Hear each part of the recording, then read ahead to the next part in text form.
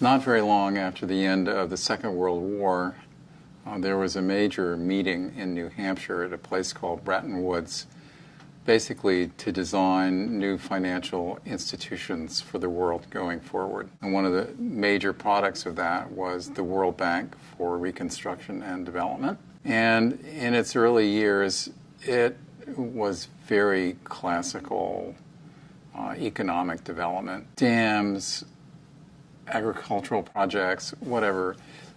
Environment was not a word that got used very much. But over time, they began to realize that environment had to be part of what they did, and they began to try and integrate environment into things. As time went on, they actually had a chief biodiversity advisor at the bank when Jim Wolfenson was president.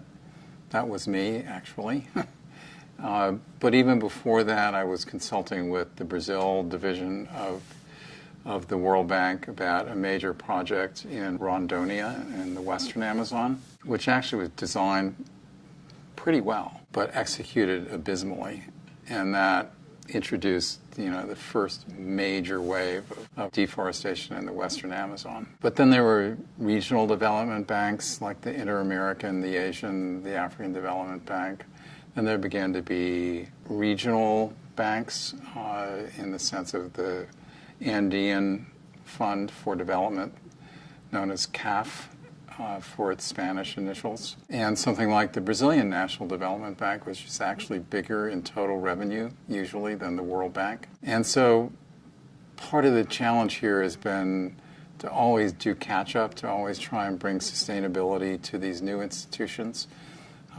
Because when you just had the World Bank and things like the Inter-American Bank, and the largest shareholder was the United States, and then you put that together with the European nations, actually had pretty close to a controlling interest, and you could actually really push development models often against the will of the so-called client nations. Well, that's all got much more complex today.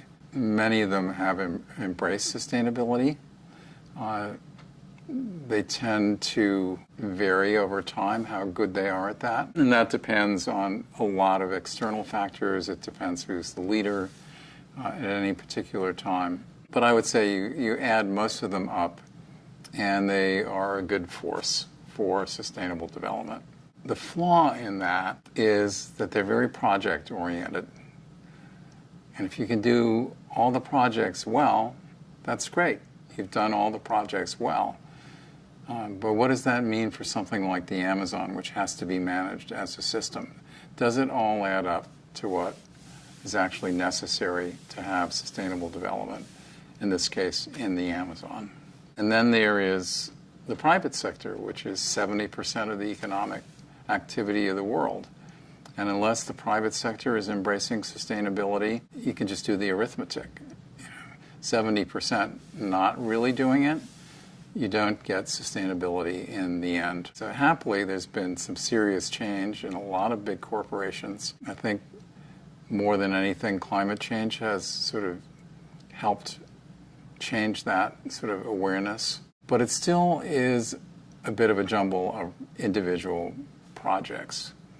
And so in the end, there has to be something which puts that all together in a construct that makes sense and that is sustainable.